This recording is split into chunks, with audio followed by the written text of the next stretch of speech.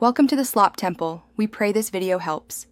You start by pairing and prepping. This is not optional. Go to Settings, turn on Bluetooth, and connect the keyboard you will use. Once paired, update iPad OS and Roblox so keystrokes map reliably.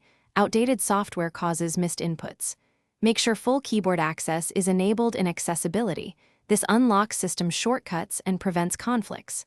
After that, open Roblox and keep the keyboard nearby. This first step ensures the device and app negotiate key input cleanly, so you can map keys next. Now you map keys inside Roblox so gameplay feels precise.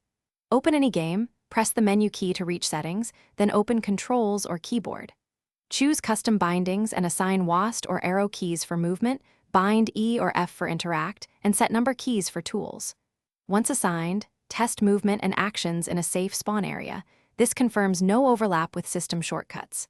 If keys conflict, change them and make small adjustments, because thoughtful mapping prevents accidental menu opens or blocked inputs. Finish by testing and refining so your setup is stable. Save your custom bindings, then play a short session to check responsiveness and any input lag.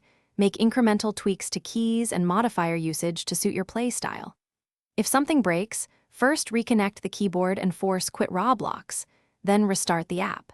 Make sure Bluetooth permissions are granted and iPad OS is not blocking background input. As a key troubleshooting tip, restart the iPad if reconnecting fails, because that clears stuck system services. Thanks for watching.